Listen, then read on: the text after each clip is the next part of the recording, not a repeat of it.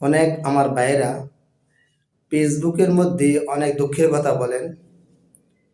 আমি একটি কথা বলবো, পুরুষ জাতি শুধু কষ্ট করতে জানে। সে তার পরিবার, তার ফ্যামিলি সবাইকে শুধু দেওয়ার জন্যই তাকে আল্লাহ সৃষ্টি করেছেন, নেওয়ার জন্য নয়।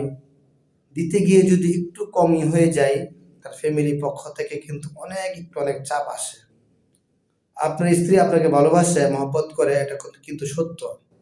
কিন্তু আপনি একটু একদিন, 2 দিন, 3 দিন, 1 সপ্তাহ, 1 মাস একটু কষ্ট করেন, বাজার একটু কম করেন, দেখবেন আপনার স্ত্রীর মন ক্ষুণ্ণ হয়ে থাকবে, আপনার সাথে হাসি মুখে কথা বলবে না। হ্যাঁ, কিছু মেয়ে লোকেরা আছে এরকম, কোটির মধ্যে 2-4 পার্সেন্ট পাওয়া যাবে। তারা সুখের মধ্যে হাসতে জানে, দুঃখের মধ্যে হাসতে জানে।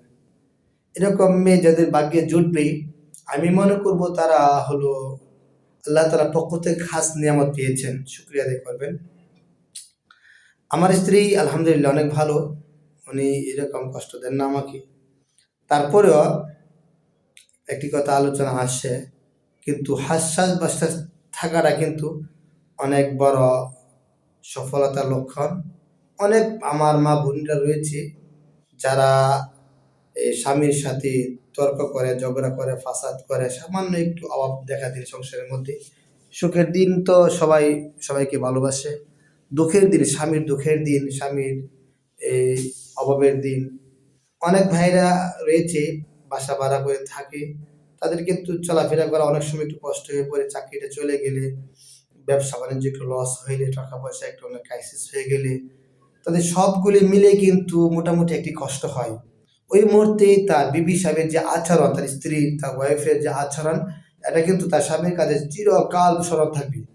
মানুষের অভাব অনটন কিন্তু সবসময় চিরস্থায়ী নয়, একদিন না একদিন এই অভাবগুলি দূর হয়েই যাবে। এটা বাস্তব, চিরন্তন বাস্তব। মানুষ ধাক্কা হাইতে একসময় দুঃখ কষ্ট করতে করতে একসময় কিন্তু মানুষের সফলতার মুখ দেখতে পায়। এই সফলতার সময় কিন্তু তার ওই স্ত্রী, ওই ওয়াইফ কিন্তু সে আর সুখ পাবে না, কেননা সে দুঃখের সময় স্বামীকে কষ্ট দিয়েছে।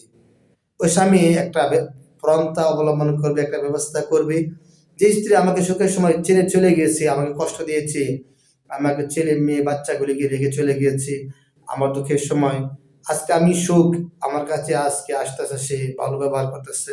এই ভালো ব্যবহার কিন্তু আসলে মানুষের প্রকৃত ভালোবাসা নয়। যেদিন দুঃখের সময় স্বামীর সাথে ভালো ব্যবহার করতে পারবে যে স্ত্রী, এটা যে আসলে মহব্বত, আন্তরিক ভালোবাসা, এটাই প্রকৃত প্রমাণ। আমি আপনাদের সামনে কিছু কথা বলেছি, এই কথাগুলি বাস্তবতার আলোকে বলা হয় এবং পারিবারিক বা সামাজিক বিভিন্ন অবস্থান থেকে লক্ষ্য করে এই কথাগুলি বলেছি।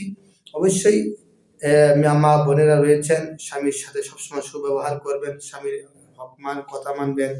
স্বামীর আদেশ পালন করা কিন্তু আপনার জন্য একান্ত নৈতিক দায়িত্ব।